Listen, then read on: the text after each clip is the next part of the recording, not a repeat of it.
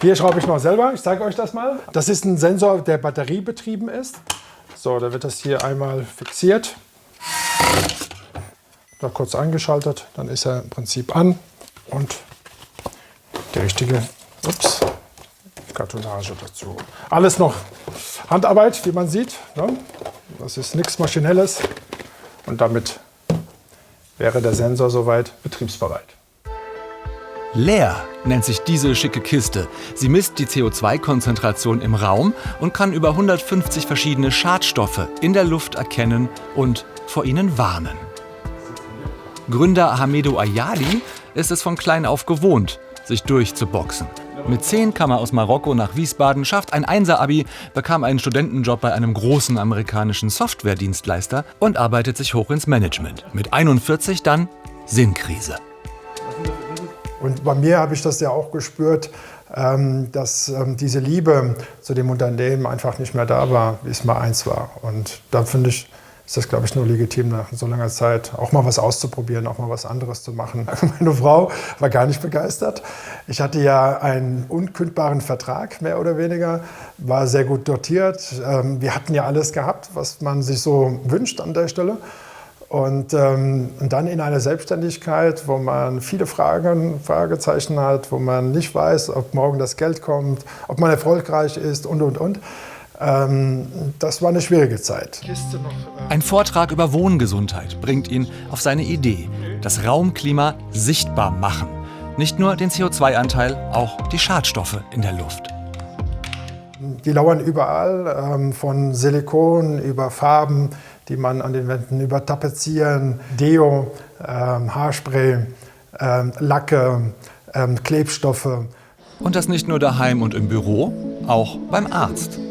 Gerade in Arztpraxen kommt die schlechte Luft hauptsächlich von Desinfektionsmitteln, die die Ärzte ja von morgens bis abends ja nutzen.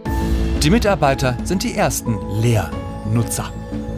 Also natürlich haben wir in der Testphase auch jeder mal das Gerät mit nach Hause genommen, um einfach mal zu schauen, wie ist es denn so im Alltag, diesen Sensor zu Hause zu haben. Und es war schon spannend, dann eben zu sehen, wie sich die Luftqualität dann doch visualisiert und eben auch zu merken, hey, wenn ich jetzt zum Beispiel im Badezimmer Deo verwende, wenn ich einen Nagellackentferner verwende, dann springt das Gerät auf Rot, sprich die Luftqualität ist schlecht, also lüfte ich doch mal lieber. Und ich habe das vorher nicht gemacht. Das Büro des Startups liegt in der Frankfurter Schillerstraße.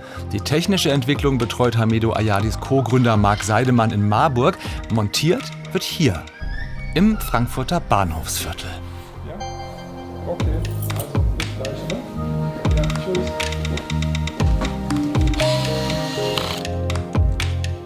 Und hier haben wir jetzt so ein bisschen unsere Bastelstube, sage ich mal. Also alles, was an Prototyping passiert, wird hier erstmal ausgetestet. Auch der allererste Raumluftsensor ist noch da. Ja, wir haben hier den ersten Prototypen, den wir jetzt hier damals designt haben.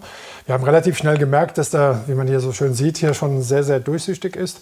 Aber irgendwo muss man ja anfangen mit dem Design. Als erstes wenden sich die Gründer an die Gastronomie. Viele Menschen in einem Raum bei Kerzenlicht. Da macht die Überprüfung der Luftqualität ja eigentlich Sinn. Aber nur wenige Gastronomen wie dieser hier zeigen Interesse. Die meisten Restaurantbesitzer wollen das gar nicht an der Stelle, weil für die ist das extrem eine Belastung, zum einen immer permanent draufzuschauen, dass die Luft schlecht ist, aber zum anderen, wenn sie die Luft verbessern wollen, müssen sie in irgendeiner Art und Weise entweder die Fenster oder die Türen öffnen. Und ich glaube, dass dann einige Gäste dann wegbleiben. Nächster Versuch. Auch in Büros und Konferenzräumen kommen viele Menschen zusammen und da herrscht schon mal dicke Luft. Ich denke, jeder kennt es.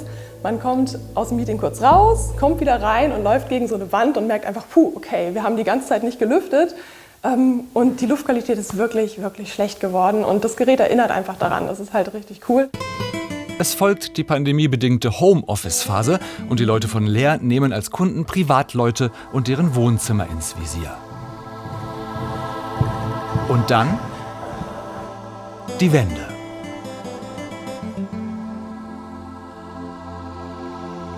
Tatsächlich sind die ersten Lehrgeräte in die Schulen gekommen, in die Kitas. Wir hatten das Gerät ja eigentlich für den Heimgebrauch konzipiert, aber dann durch Corona war da einfach die Notwendigkeit da, eben in der Schule wirklich die Luftqualität zu messen, sodass man eben den Unterricht möglichst sicher gestalten kann. Von daher, wirklich die ersten großen Aufträge waren bei uns, Schulen auszustatten, sogar ganze Landkreise, Schullandkreise auszustatten, ja. Und wenn man dann weiß, okay, die stehen jetzt in den Schulen und damit ist der Unterricht auch eben vielleicht wirklich ein bisschen sicherer, ein bisschen gesünder, gerade in Zeiten von Corona, das ist schon nicht verkehrt. Derweil basteln die Gründer schon an der nächsten Generation.